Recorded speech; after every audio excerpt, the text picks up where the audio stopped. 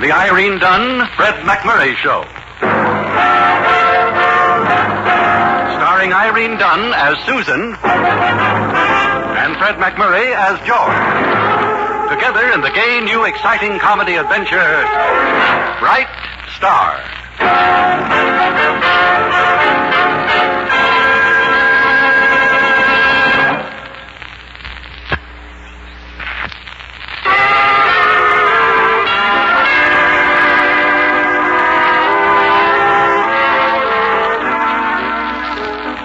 The Irene Dunn, Fred McMurray Show, with Irene Dunn as Susan Armstrong and Fred McMurray as George Harvey, editor and ace reporter, respectively, of the Hillsdale Morning Star. Well, as usual, things are happening around the editorial offices, and as usual, they concern Susan and George.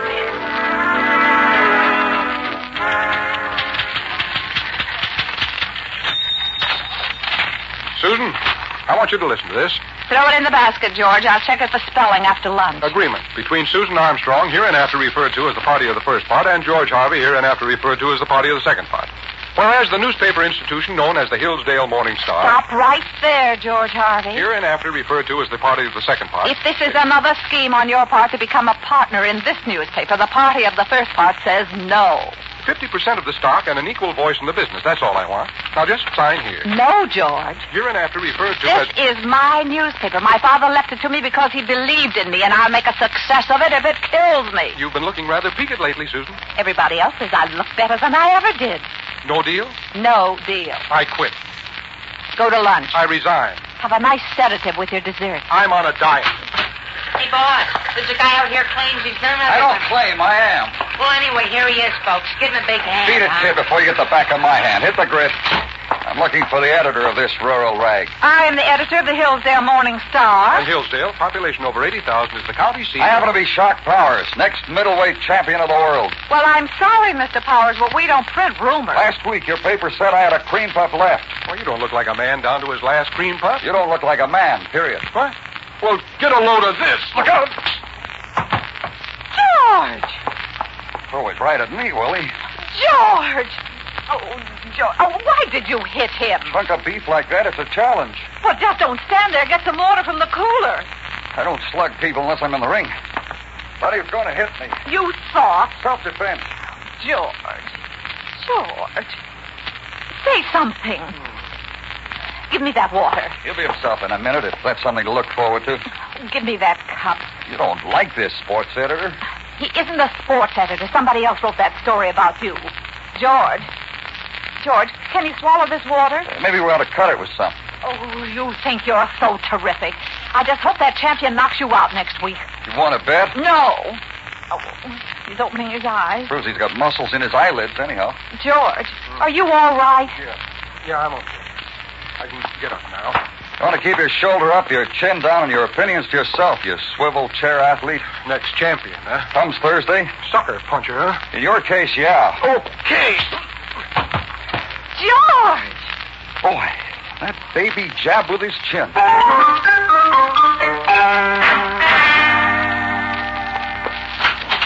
Morning, ma'am. Something I can do. Whoa. I'm looking for Shock Powers. Is he in there? What if he is? He's aging. He must be at least 25 apiece a day. Now take me. Young, ambitious. I'm looking for him. Oh, allow me. Shock, honey. I've been waiting for... Oh, no. Shock. Hi, hon. Shock, what happened? Please, drink this water, George. He threw his fist at me. Oh, Shock. May I help, please? Thanks. I don't think I need any help. Oh, he's coming, too. Hit him again, Georgie boy. Knock him shivering. He's right on asking for it. I really think you'd better take Shock out of here. Well, you take Shock out of here. He's your boy. I want to go with you. Well, I don't want to go with you. I can make it worth your while, sister. I'm not your sister, and there's nothing you could say that could be of the slightest interest to me. You're a newspaper woman, aren't you? A story's a story, isn't it? Well, I've got to stay with George. Oh, please, let me take care of George. Well, I don't think I... No, I owe it to you. All right. Come along, Shock. This better be a story we can use on the front page. No. Susan. I'm not Susan. You smell so sweet. Well, thank you, but I'm still... Half the stock and a voice in the... voice of... Susan, What have you done to your hair? I'm not Susan. Then, what have you done to you? I'm Priscilla Henry, Shock Powers girl. Oh. Oh, and when we traded punches, did we trade girls, too? You're wonderful. Thanks. Where's Susan? Oh, she stepped out with Shock. Stepped out? Mm-hmm. He's going to give her a story, probably. Oh. What do you mean, probably? Well, you never know about Shock. He's quite a fellow. And I see his canary convertible isn't out in front anymore. A canary convertible? And many's the canary it's converted. Oh, it has it? Well, leave Shock Powers to me. I'll murder that bum.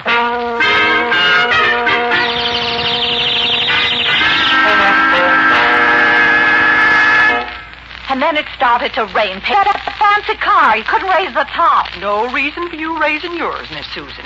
Here, get this warm dressing gown on you. There you are. Impudence of that Powers keeping me away from work all day long. All work and no whirl makes Sue a dull girl. It was not a whirl, Patience. I just went out with him because he promised me a story. Huh. Never was a whirl. Didn't even get the story. Whirl. Whirl. Whirl. It goes round and round, and if it goes enough round, somebody gets KO'd. Uh-huh. This Shock Powers isn't bad. Oh, I'll answer the door. Are you expecting company? No, not at this hour. Good evening, Patience. Oh, it's you. Will you announce me to Miss Armstrong, please? Miss Susan, it's Georgie boy. Come in, George. Come in. Susan, where have you been? I've been looking for you all day. I was even going to call the police. Oh, now, George, you know I've been very good lately about staying out of jail. Well, what about that yellow jaundice convertible? Well, what about it? I hope you had a jolly time. I thought we were just going to wait in Shock's car until, what's-her-name, Priscilla came down. But instead of that, he drove away with me. Excuse me, Miss Susan. Oh, sure. He drove away with you. Sure. Well, now, see here, George. Miss Susan, please. I want to...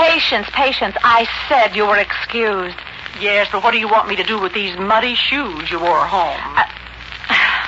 I'll take care of them later. Thank you, Patience. You're ever so much obliged, I'm sure. Muddy shoes? Muddy shoes? Muddy shoes? Stop. From you, it sounds like baby talk. Muddy shoes. A nice long walk in the rain is good for a girl's soul. Yeah, sounds awful good to me. It brought a lot of color into your cheeks. You know that, Susan? I'm just angry, that's all. Angry?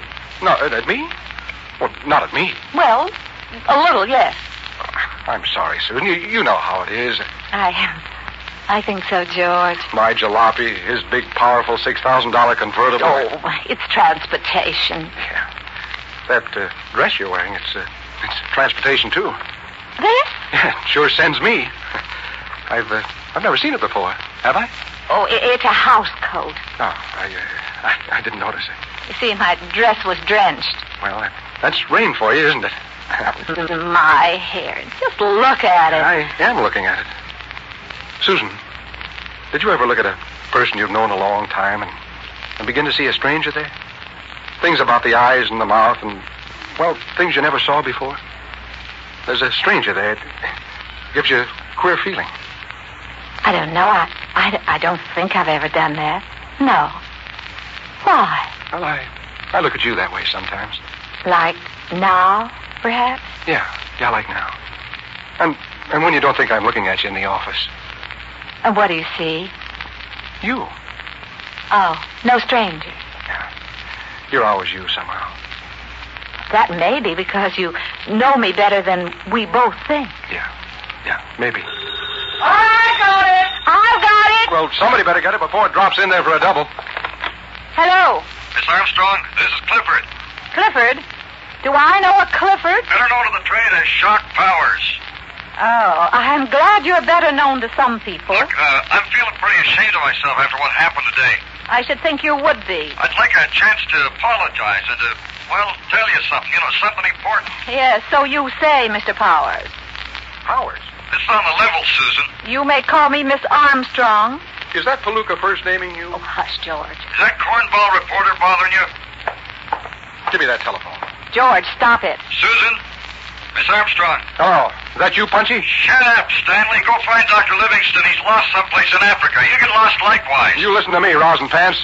The pen is mightier than the sword, and the press is mightier than the left hook. I'll bear it in mind. Now let me talk to your employer, office boy. George, give me that telephone. I'll take it. It's infested with prize fighters anyhow. Hello? Shock? Where were we? The story, remember? How about lunch? Tomorrow at 1. Well, all right. I'll meet you in front of the office. Check. Bye, girl. Goodbye. You made a date with that assassin. He wants to tell me something. And I'm newspaper woman enough to smell a story. That isn't story. That's gymnasium number 5. To meet Clifford is merely a curiosity. Clifford? Mr. Powers, the next middleweight champion of the world, he thinks.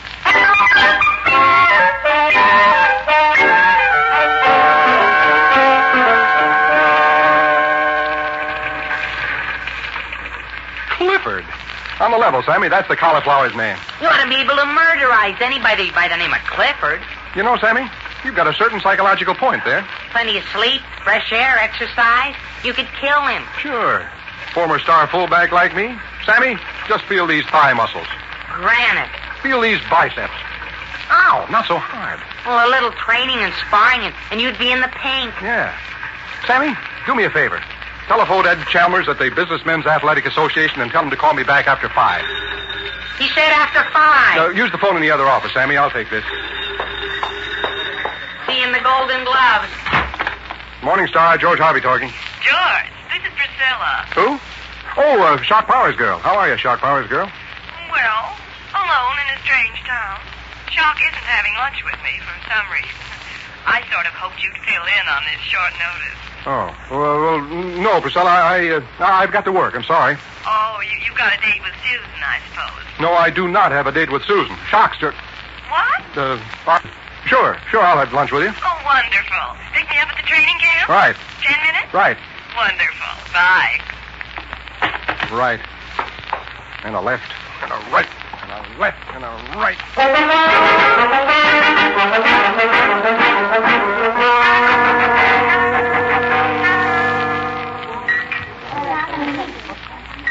You know Shock. May I call you Shock? Shock is what I'm currently being called. Currently, get it? Oh, you're so witty. I spring it once an hour on the average. You know, you don't impress me as being a prize fighter at all. That's a compliment. Well, I'm not just a fighter. I'm a businessman. Fighting's a business, and I run it like a business. Making people hate me is part of my business. Well, you seem to be doing very well. Good enough. Editors pan me. I love it. I pick fights with them, in fact. What happens? Powers by a knockout. Right. The fans jam the arena when I fight, hollering for my blood. Doubles the box office. Happens my cut, see? Is that what you wanted to tell me? Yeah, but I wouldn't tell anybody but you. Oh. I've never known anybody quite like you, Shock. I've never known anybody quite like you. Shock, I want to do something that I've never done before in my life. Yeah? It concerns you. Well, go on, honey. Shock, I want to bet money on your fight. Oh. I believe so much in you, and it's for such a good cause. You see, if I win, I want to buy the Children's Hospital an iron lung. You are going to win, aren't you? The odds are 2-1 against me, but what's odds? Honey, you put every nickel you can scrape together on me because I'm going to win that fight for you. You'll be champion. The king. For me.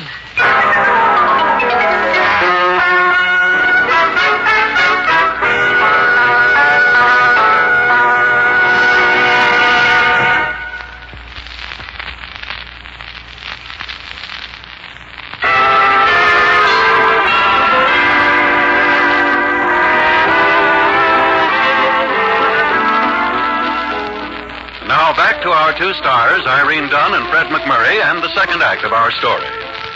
The two main wheels of the Hillsdale Morning Star, Irene and Fred, I mean Susan Armstrong and George Harvey, are grinding out their day's coffee. George is grinding rather slowly.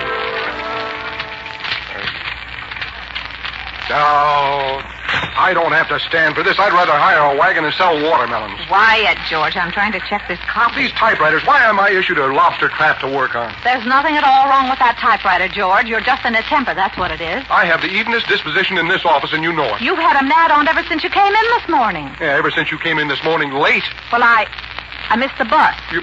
Bus? What happened to your car? Well, I haven't any car. Well, what happened to it?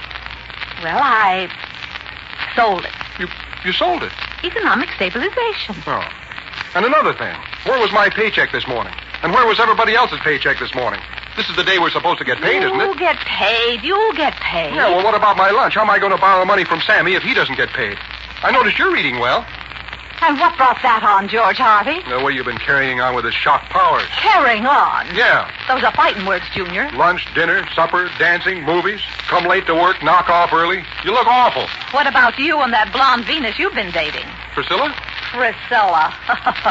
You're never at home anymore when I phone. Well, I could be at the club playing some handball or skipping some rope, couldn't I? Oh, skipping some rope. How sweet. You're not jealous of a little black rubber handball, are you? Jealous. Oh, dear.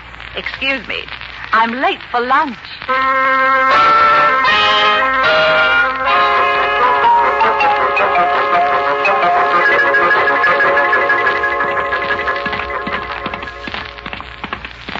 Okay, all right, that'll do.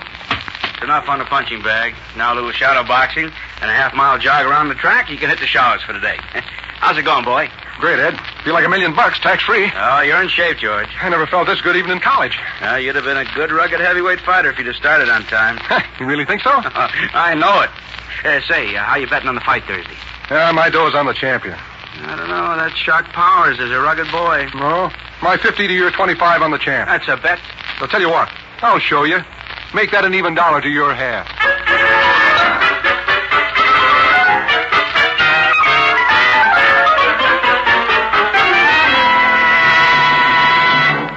Penny for your thoughts, Mr. Harvey. You're shopping for a penny's worth of powerful poison, kid. What I'm thinking would kill a regiment. Boy, you've sure been going around lately with a chip on your shoulder. You've been going around with a chip between your shoulders. Miss Armstrong sure been going around with a chap on her hands. I see you've been practicing making funny remarks in front of the mirror again. Just commenting on life and love. Yeah. Here. Comment on this piece of copy I just wrote and don't know what to do with.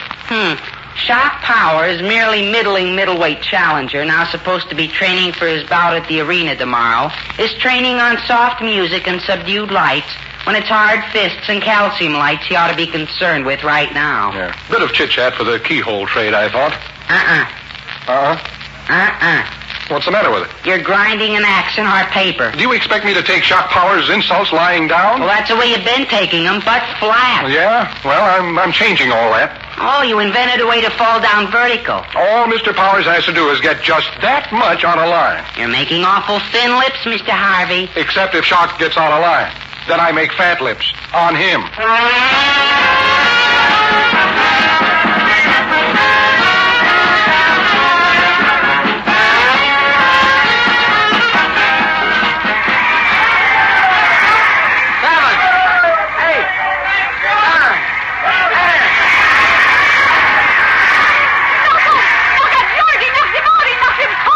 The general idea. He knocked him cold. Oh, I'm rich.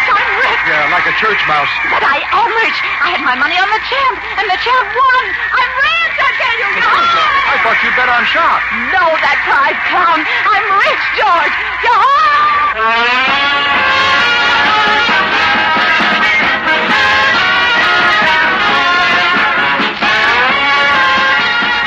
The reason I'm calling you, George, is to tell you how sorry I'm about everything that happened. But there's a real good explanation, honest. Please come down to the office and... George? George? Are you there? George? Operator, we're cut off. Operator? Operator! All right, hang up, sister. Who are you?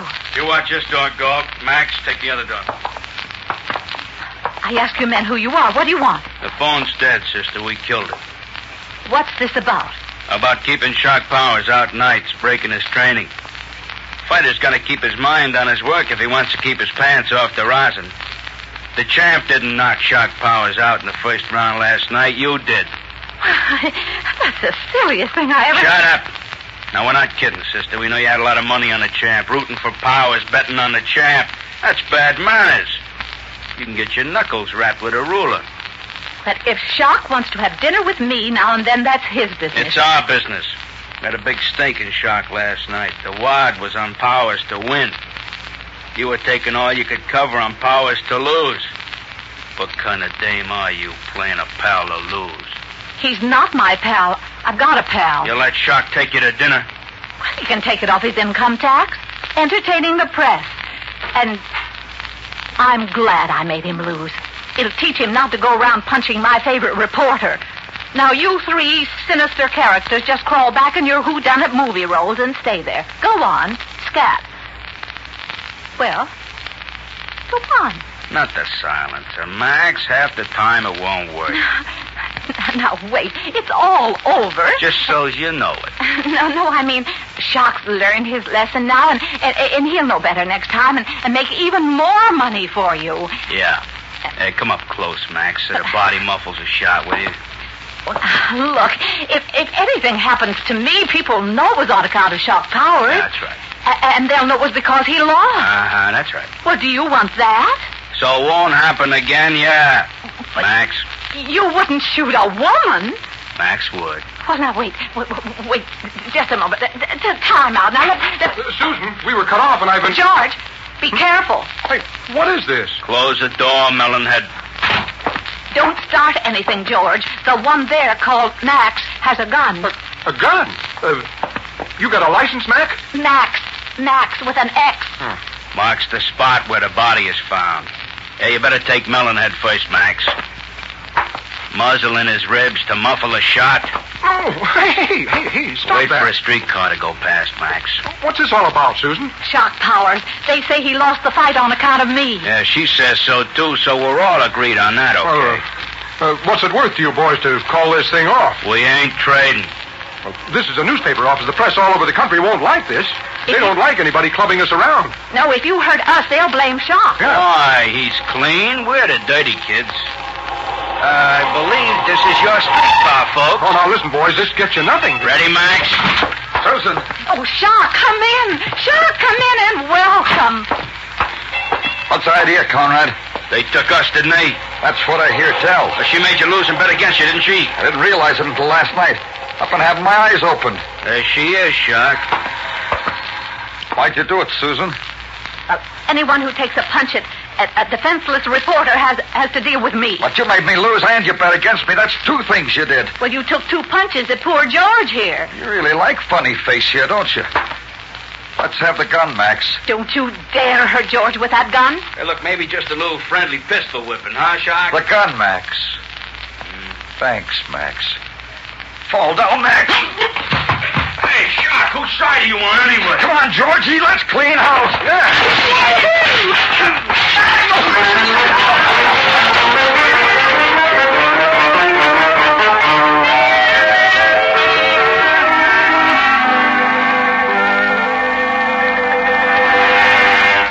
Boy, did we stiffen him, eh, Shock? A nice little workout, Georgie. Look at this office. Just look at it. And no tornado insurance. All the cops had to do was roll him into the paddy wagon. You came in just in time, Shock, old boy. Yeah. The early bird catches the worms, they always say. Yeah, lucky I retired early last night. Yeah, first round, huh? You want to explain it, Jughead? Hey, now, wait a minute. For you, Miss Armstrong, just because I helped you butcher those goons, don't get the idea I like being played for a sucker. Well, I don't like strangers punching my reporters. Incidentally, I don't like it either. I only beat up on Conrad's mouth because I don't like being a good business proposition to mugs like that. So don't give me ideas. I'm nobody's good thing, see? Nobody's. Are you referring to Miss Armstrong? Relax, chowder brain. That does it. But no, George. That does it. I've been waiting for this. George, he's A good dynamite. big man is better than a good little man any day. George. He jabs with his chin faster and harder than he did before. He must have been training. Oh, George. He must be in shape. George, are you hurt? Say something, George. Speak to me. Stock in the paper and an equal voice in the business. Stock in the paper and an equal voice in the business.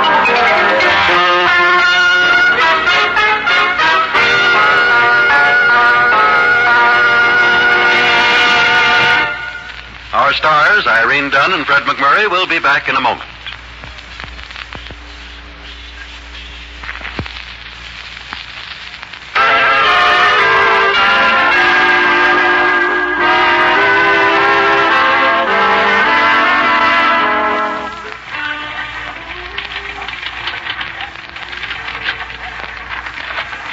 Susan, how does this sound to you? Terrible. Let's hear it.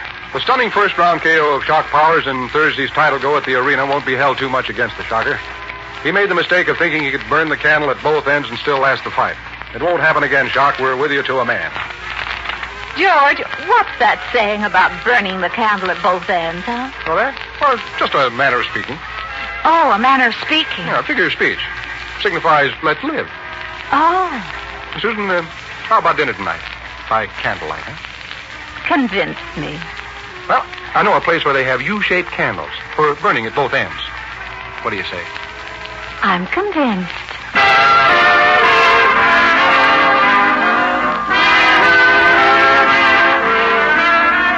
Irene Dunn and Fred McMurray will be back next week in another exciting comedy adventure in the gay new series, Bright Star. This is Harry Von Zell inviting you to join us then.